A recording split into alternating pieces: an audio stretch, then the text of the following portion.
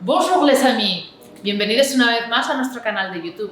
Ya sabéis que aquí siempre podéis encontrar las entrevistas a los fundadores de las marcas con las que trabajamos y hoy tenemos el gran placer de recibir a uno de los fundadores de una marca que acaba de entrar en la tienda, pero no por ello es tan joven. Es una marca que celebramos sus 10 años y tenemos el gran placer de contar con uno de los fundadores, como he dicho ya, Benoît Berlier. Merci Benoît, bienvenue au Secret du Marais. Pour nous, c'est un plaisir de le savoir ici. Et je ne sais pas si vous voulez commencer un peu à nous raconter qu'est-ce que c'est Ex Nihilo. Avec grand plaisir. Déjà, merci beaucoup Martha, merci à Jean-Luc de nous accueillir aujourd'hui. Bonjour à tous. Donc Ex Nihilo, en quelques mots, c'est l'aventure de 3 fondateurs parisiens il y a 10 ans. Ex Nihilo, le nom vient du latin, il signifie créer à partir de rien, créer à partir d'une page blanche, puisque lorsque nous avons commencé l'aventure, nous avons décidé en quelque sorte de créer la marque de nos rêves. Ce qui va faire un petit peu notre patte, c'est que nous avons travaillé avec une équipe, un peu notre dream team de parfumeurs, à peu près 15 parfumeurs basés à Paris, équipe internationale de toutes les générations, connus, pas connus, on aime les personnalités, on aime les caractères, et de travailler sans contrainte de coût et de matière, avec les plus belles matières de parfumerie, qu'elles soient synthétiques, qu'elles soient naturelles, et d'essayer d'innover en essayant de draper tout cela d'une touche de French touch, d'avant-garde à la française. Et comment vous êtes rencontrés, les 3 créateurs d'Ex Nihilo, et pourquoi vous avez décidé de créer Ex Nihilo?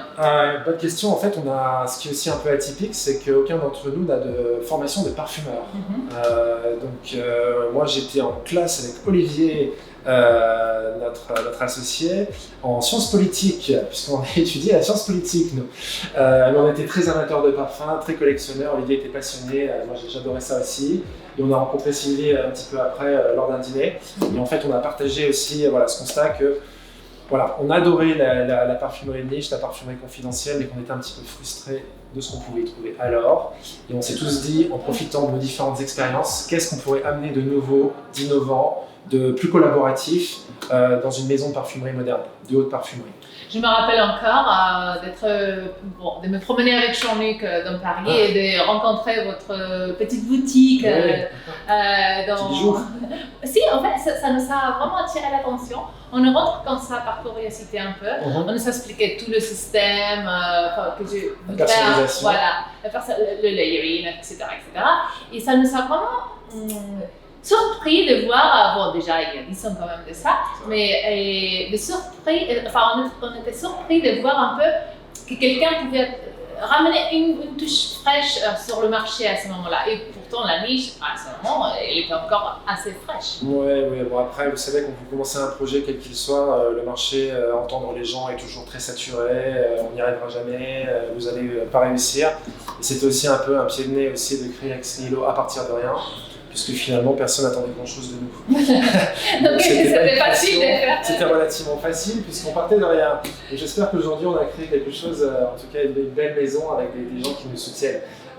Non, l'idée aussi c'était encore une fois, c'était de partager cette idée que certes le marché était ce qu'il était, aujourd'hui il a encore changé.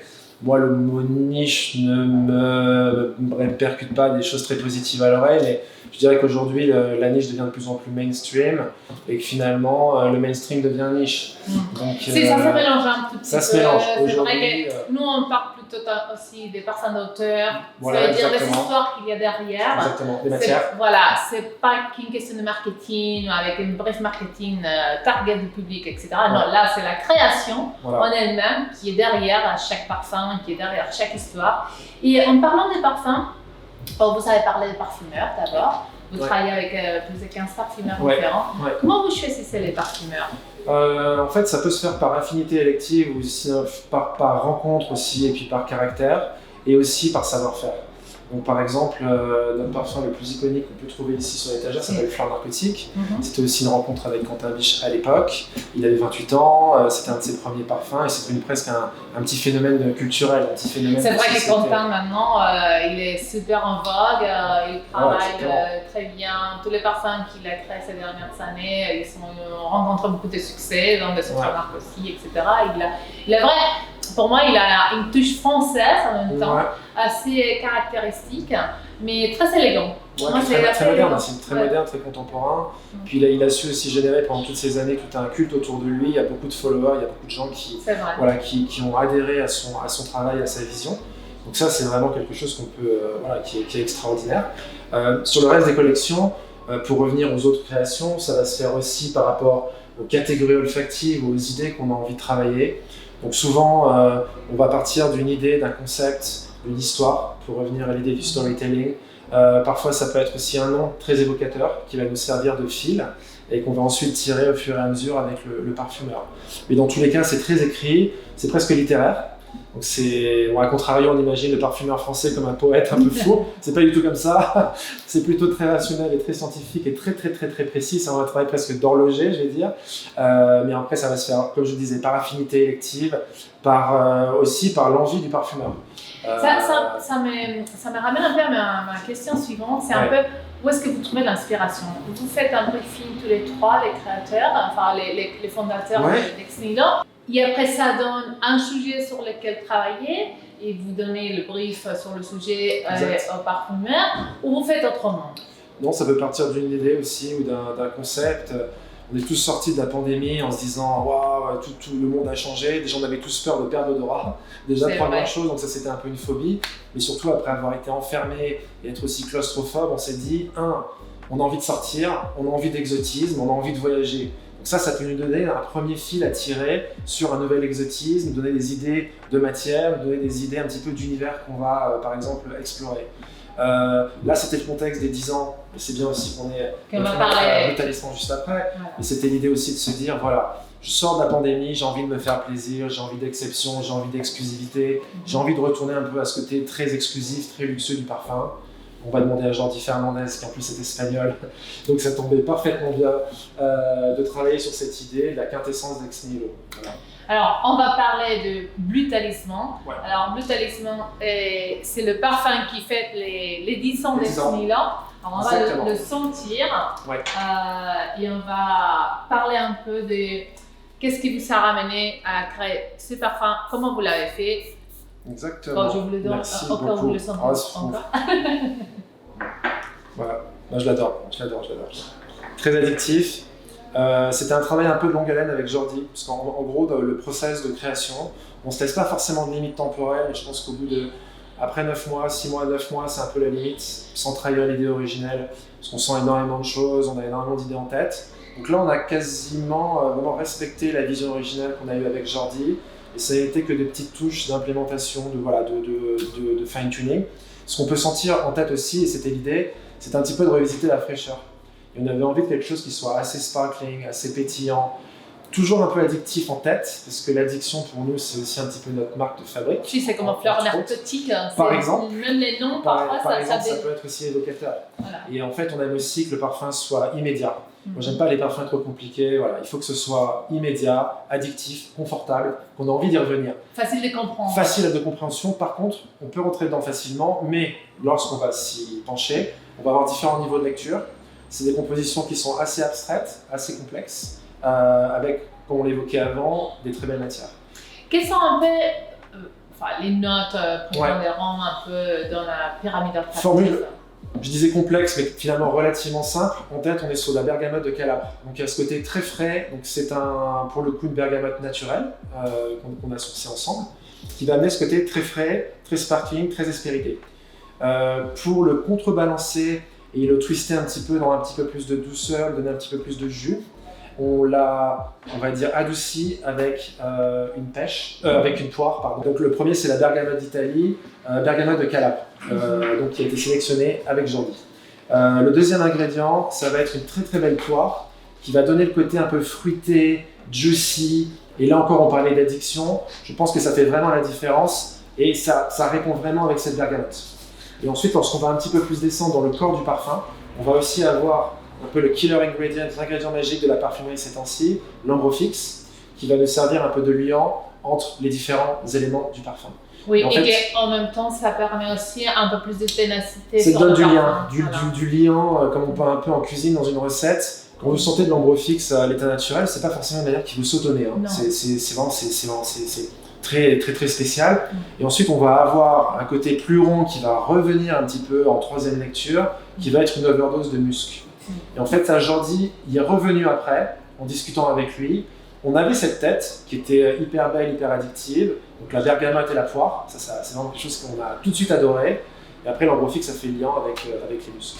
Ce que j'aime bien, c'est que c'est un parfum assez rond, je veux dire. Ouais. Il n'y a pas des ingrédients qui sortent complètement comme ça, d'une façon très pointue, tout le contraire. Ils sont bien liés entre eux, ils sont bien développés. Moi, j'aime bien la notion d'équilibre aussi dans les parfums. Et souvent, on en sent énormément, et puis on en achète aussi énormément en tant que client. Souvent, je les sens assez déséquilibrés.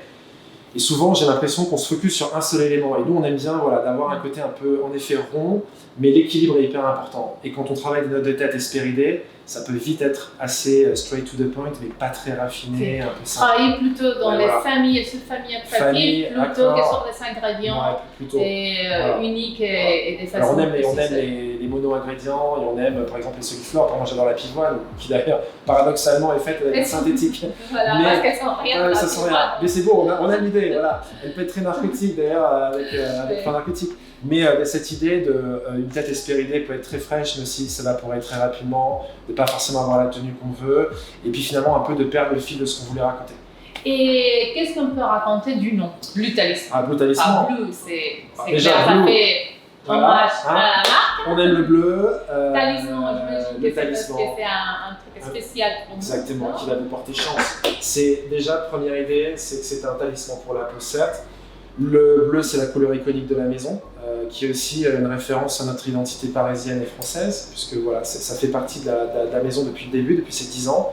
2, c'était aussi de retrouver ces facettes très aiguës, à la manière un petit peu de la place Vendôme, en tout cas d'un bijou, et de rappeler ce côté très précieux, très exclusif qu'on va trouver, puisque la boutique est juste à côté de la place Vendôme. Tout à fait. Donc ça faisait partie aussi de si no la conocéis, por favor, y vais a París, tenéis que visitarla, porque solamente como visita turística ya es una preciosidad, así que yo os la recomiendo. Et ensuite, le côté précieux se retrouve aussi avec, on a la Mother of Pearl, qui est de la nacre gravée au laser, et pour le petit clin d'œil, des petits signes comme des griffures un petit peu kabbalistiques. Pour l'idée, à l'époque, il y avait un restaurant à Paris qui s'appelait La Pérouse, où les hommes emmenaient leur maîtresse. Et souvent, on leur offrait des diamants. Et pour savoir s'il était vrai, elle prenait les diamants et elle rayait un petit peu le miroir. Donc on s'est dit, ok, c'est un diamant, c'est un bijou, vous pouvez essayer chez vous. En tout cas, c'est déjà gravé. Donc on vous certifie que c'est vraiment un très très beau bijou. Voilà. Bon, et en plus un peu dégradé comme ça pour jouer avec la lumière, non? Là, par exemple, avec la lumière qui vient de la table où la bouteille est posée, non, ça fait un jeu de colère magnifique pour moi. Les inspirations d'Ex Nihilo, certes, voilà, nous on pousse l'avant-garde à la française, cette touche parisienne. On est quand même très inspiré stylistiquement par l'art déco. Donc, d'ailleurs, ça résonne aussi avec Madrid et ses architectes, mais il y a vraiment ce côté très minimaliste et encore une fois très précieux. Ce parfum fait partie de la collection, il a un petit peu sa place à part et c'est vraiment en ce moment notre petit bébé. Et pour l'avenir, est-ce que vous pouvez nous raconter quelque chose? Parce qu'on a fait des 10 ans là. Le secret du marais. Le secret du marais, racontez-nous un secret. Petit secret, si vous aimez voyager, on vous donne rendez-vous en février prochain. Sans trahir nos petits secrets, justement, qu'ils soient du marais ou d'ailleurs. On est en train de travailler à une nouvelle création autour d'un voyage très exotique en Inde, autour d'une cité fabuleuse, une cité utopique, qui nous a beaucoup inspiré, entre jungle urbaine, béton et forêt luxuriante, pour février prochain. Je prends l'idée. Voilà. Espero que os haya gustado mucho la entrevista que hemos tenido hoy. Ya sabéis dónde podéis encontrar todas las fragancias de Ex Nihilo en nuestra tienda, en Le Secret du Marais, en la calle Hortaleza 75 de Madrid, y si no en nuestra página web. Podéis comunicaros con nosotros a través de nuestras redes sociales, por email o por teléfono. No dudéis, por favor, en preguntarnos lo que queráis, y aquí estamos para daros todos nuestros consejos. Benoît, merci Martha. Merci à vous d'être venu. Vraiment, c'était un plaisir de vous savoir et avoir tous les petits secrets d'Ex Nihilo, Dakar. Et j'espère qu'on vous verra bientôt. Avec grand plaisir. D'accord. Merci beaucoup. À bientôt.